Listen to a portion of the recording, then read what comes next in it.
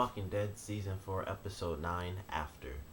So, obviously, this episode is the aftermath of what happened with, the two wars, or the two, different groups kind of having their war and destroying the prison. And, the governor's dead. His people have kind of scattered. Some of them have fled into the prison. Some of them, were killed. Some of them are just out. And then pretty much everyone who is in the main cast, they have all fled the prison.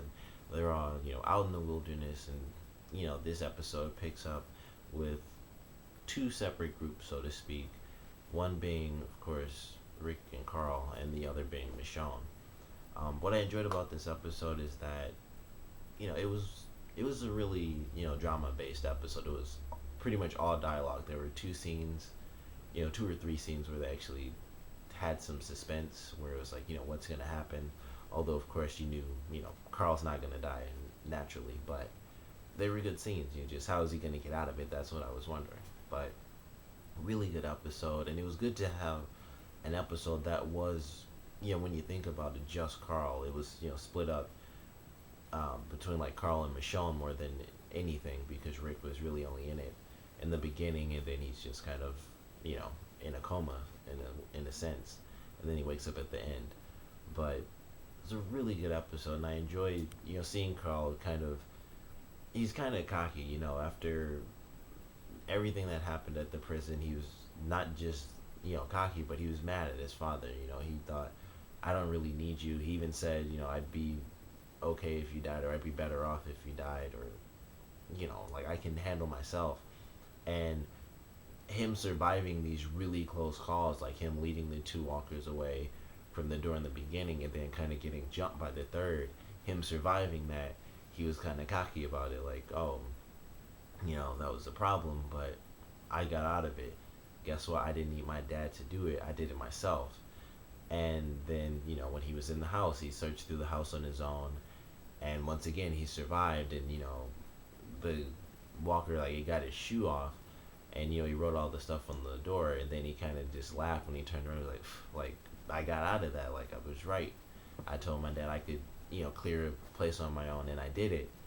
But for everyone who's watching, you can see he's just like shooting left and right. I mean, I think three of the zombies he shot two or three times, and of course when he really did need that one bullet he used on Joe Jr., or I guess Joe, he was the guy who, the lone zombie behind all the stools and stuff. When he did that, that one bullet he could have used when he was, actually on the ground and he had a steady shot on the zombie, but he couldn't take him out because he ran out of bullets. But it was a good episode. I really enjoyed getting to see, Carl just on his own, kind of, in a sense, he was just really doing what he thought he could do. And he thought him barely making it was good, when, like, that just means you aren't nearly as good as you think you are. You're just firing bullets, you're shooting zombies in the arm. I mean, 3 out of 4 zombies you had to shoot like 3 or 4 or 2 or 3 times. That's not good just because you survived that. It just means you're really not going to survive when there's an actual problem. I mean, he had to deal with one zombie who kind of leapt at him when he was, going through the house. And he went through a huge, debacle trying to do that. Shot him, hit it with the lamp. It just would not go down.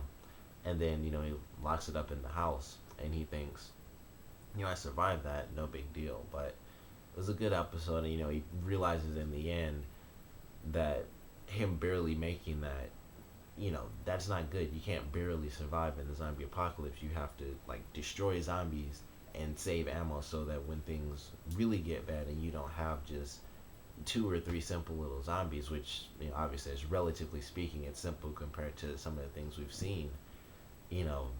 When you really have a problem, then you use your gun and stuff like that. And he realized that towards the end, when he thought Rick was dying, or when he thought Rick was a zombie, and he was kind of coming at him and stuff, and it was he kind of gave up. He was like, I can't kill my dad. He was like, I was wrong.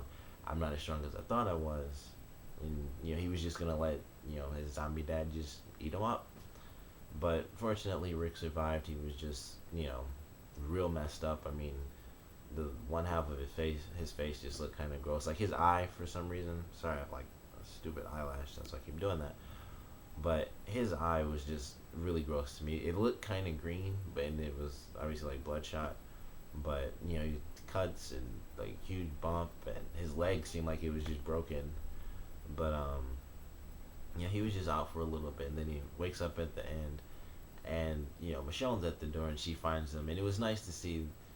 Obviously, the story of Michonne, we got little hints that she obviously did have a child, and we got to see who the two zombies were. One was her husband, and the other guy, I would assume he was either just like their friend or that was possibly her brother. I think it was just like her friend or something, because I feel like they would have thrown the dialogue in if they were brother and sister.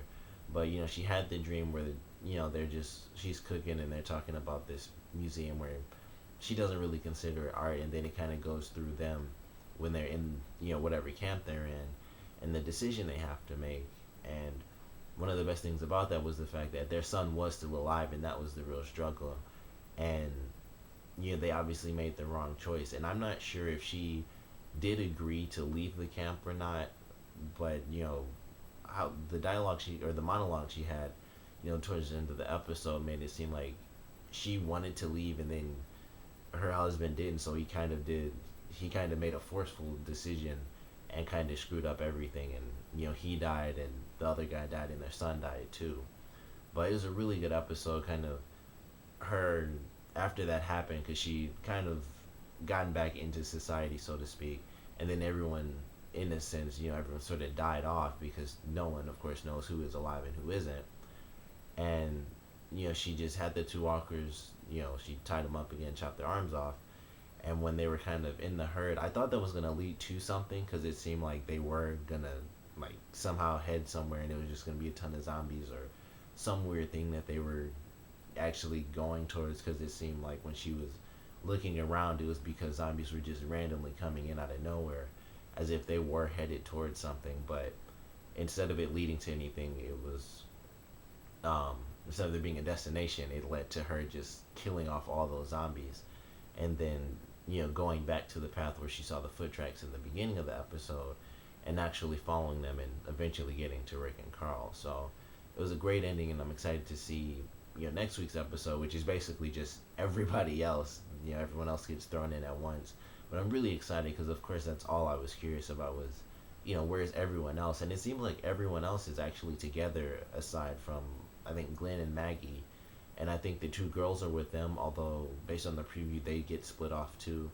But it looked like the bus crashed, but everyone else seems to be, at least from the main cast, they're all kind of together all at once. But excited for next week. Love this episode. Very drama based, but it was really good to get some actual information off of Michonne, and just to have an episode for Carl. So comment below, let me know what you guys thought of this episode.